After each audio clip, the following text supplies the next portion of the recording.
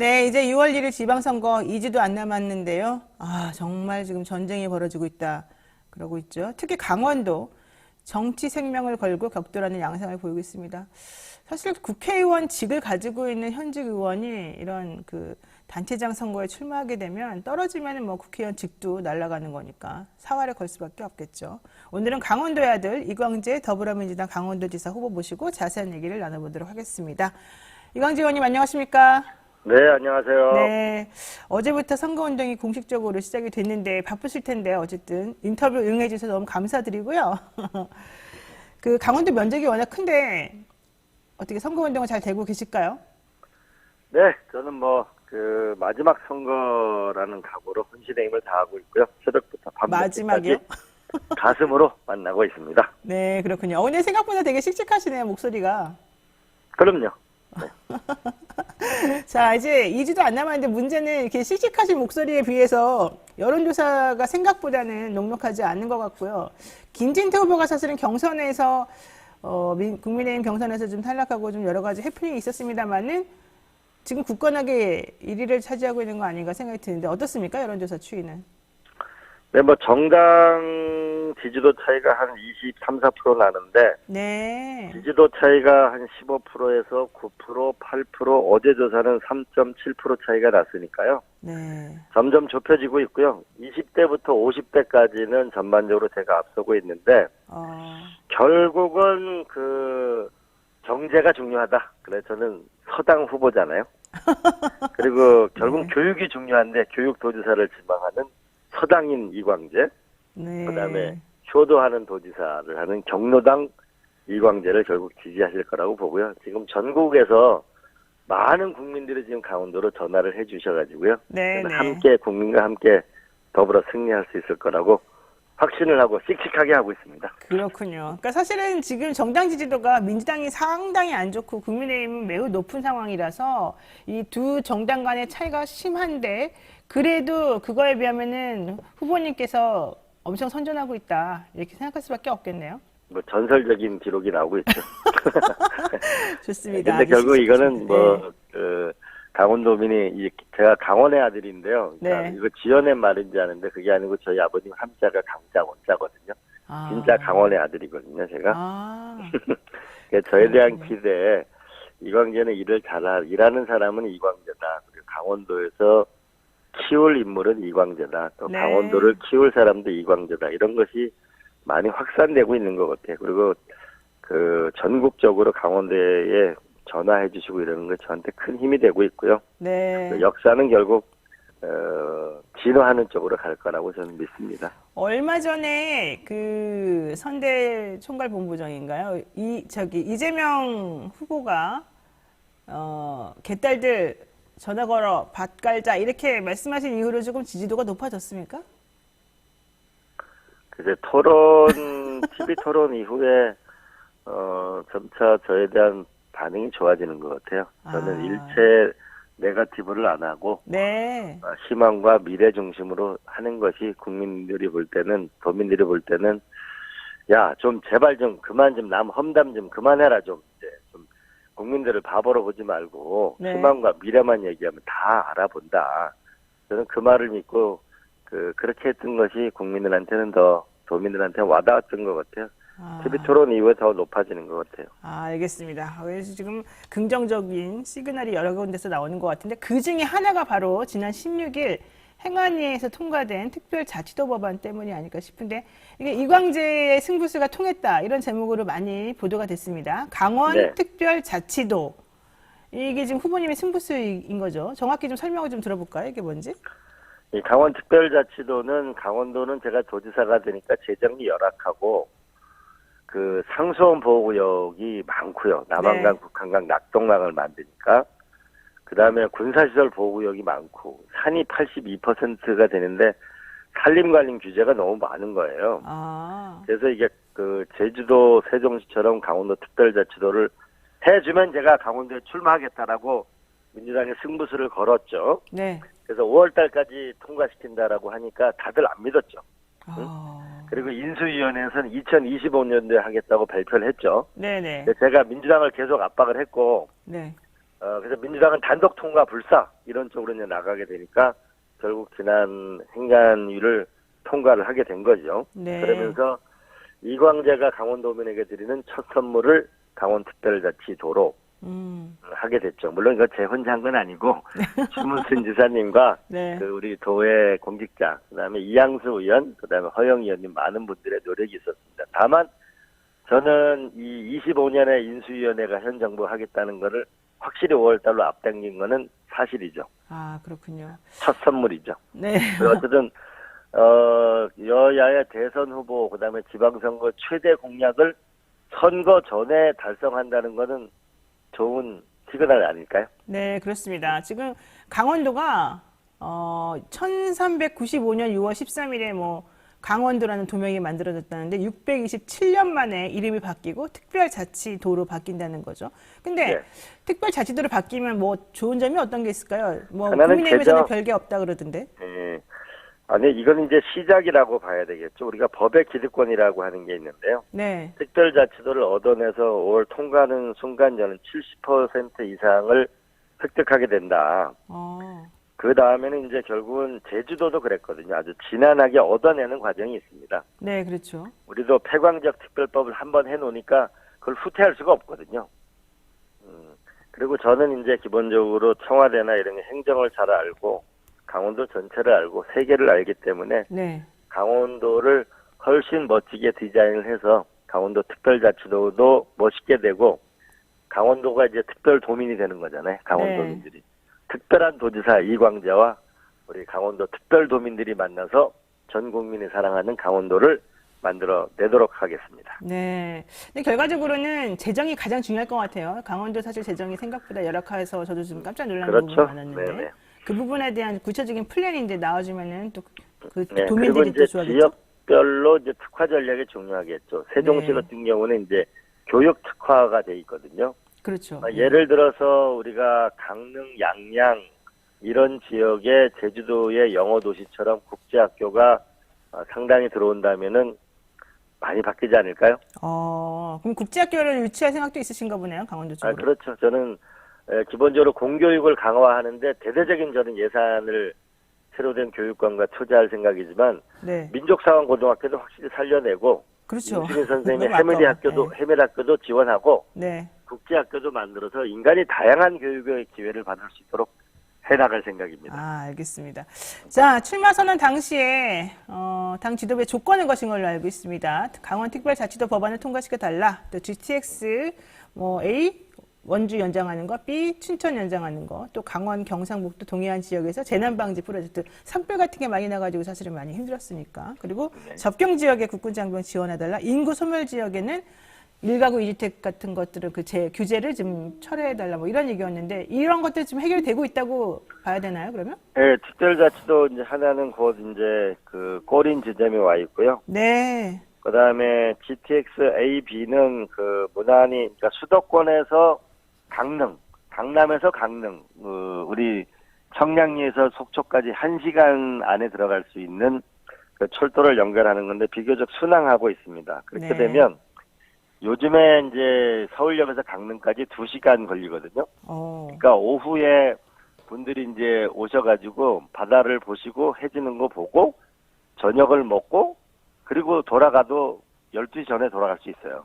그래요? 예, 그런데 이게 이제 1시간이 되면 강남서 강릉이 1시간이 되면은 또나 청량리에서 속초가 1시간이 되면은 훨씬 더 이제 강원도의 시대가 오겠죠. 네. 그다음에 또 하나는 1가구 2주택, 우리가 모두 유럽처럼 다차 이런 건 작은 집을 갖기를 희망하는데 그렇죠. 1가구 2주택 부분에서 인구 소멸 지역에서 일정 규모 이하의 주택은 이걸 빼달라고 하는 부분은 상당 부분 여야의 접근을 이루어지고 있습니다. 이게 되면은 아마 수도권 분들도 좋고 강원도에 있는 분들도 집을 팔거나 옮기기도 좋기 때문에 저는 혜택이 올 거라고 보고요. 네. 그 다음에 이제 두 가지 문제가 남는데 매년 산불이 나는 문제는 온 국민이 아는 거잖아요. 그러니까요. 예, 그리고 불탄 땅이 1억 5천만 평인데 이게 서울 면적만큼 불이 났거든요.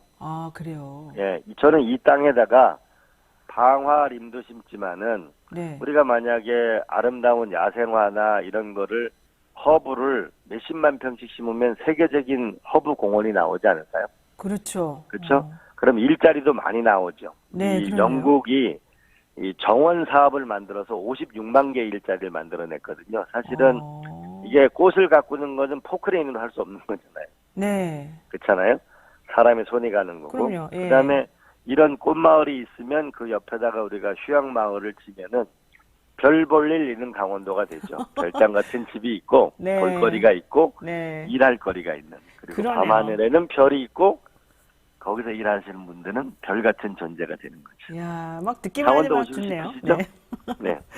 사실 뭐 전원주택 비슷하게 가지고 있던 분들도 일가구 이주택 때문에 다 팔아야 네. 되고 속상하다고 그런 얘기 들었는데 말씀 들어보니까 정말 비전도 많고 할 일이 많으십니다. 자, 그런데 네. 추경 예산 삭감이 가장 문제가 되는 것 같아요. 강원도 예산, SOC 예산이 379억 원, 이게 54.8%라고 그러는데 대폭 삭감됐다. 아니, 윤 대통령이 본인이 강릉의 손자다, 외손자다 주장했는데 왜 이렇게 많이 깎였을까? 이 의문 제기하는 분이 많아요. 저는 이 예산을 받아낼 거고 우리 맹성규 예결위 간사하고는 충분히 협의를 했고요. 네네. 그런데 저는 이 정부에서 강원도 출신 장관이 한 명도 없어요. 아, 그래요? 예, 청와대 수석도 한 명도 없어요. 오. 그리고 강릉 재진관의 철도 예산도 빠졌어요. 네. 그래서 저는 이 선거 전에 많은 약속을 하고 선거 뒤에 지키지 않는 강원도가 계속 홀대받는 이 역사를 끝내려고 합니다. 네. 그런 면에서 저는 특별자치도 약속을 여야가 모두 공약을 했잖아요. 그렇죠. 그렇기 때문에 저는 5월 내에 이걸 통과시키는 게 나는 강원도민한테 자존심이 걸린 문제고 자부심도 연결될 거라고 봅니다. 네. 저는 그래서 우리가 강원도 당을 하자고 그러죠. 우리의 길을 가자. 네. 네. 그러니까 여야 따로 없이 강원도만을 그렇죠. 바라보는 강원도 당으로 그냥 가자. 네, 네. 강원도 발전에 뭐 여야가 있는 건 아니잖아요. 네. 강원도 당을 만들어서 우리의 길을 꿋꿋하게 갈 필요가 있다라고 생각합니다. 알겠습니다. 자, 그런데 이제 어차피 이제 네거티브 안 하시겠다, 상대 후보 얘기 안 하겠다 하셨지만 안 할 수가 없습니다. 42주년 5.18 민주화운동 기념식이 있었었는데 김진태 후보는 사실 5.18 관련해서 망언을 지난번에 하셨던 것 때문에 곤욕을 치르기도 했습니다. 그럼에도 불구하고 김진태 후보가 강원도지사 후보가 됐는데 그 전제 조건이 뭐 사과였잖아요. 사과. 근데 그게 그냥 후보 되려고 한 거냐, 진정성 있는 거냐 이런 얘기 많이 하던데 어떻게 보십니까? 솔직히 그 지역 민심 같은 것도 좀 궁금하고요. 제가 얘기하는 건 부적절하고요. 국민들이 판단하실 거라고 봅니다. 저는 타 후보에 대해서 그런 걸 안 하려고 하고요. 네. 다만 많은 분들이 강원도로 전화를 많이 하고 계셔요. 아, 알겠습니다. 자, 노무현 전 대통령 뭐 얘기 안 여쭤볼 수가 없네요. 예. 자, 23일이 노무현 전 대통령 13주기 추도식이 있는데 참석하실까요? 이날 TV 토론이 있어서 좀 망설이고 있는데 네.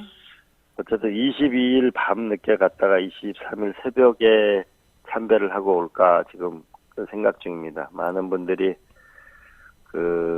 이제 노무현 대통령을 생각하면 참 가슴 아픈 일인데요. 네네.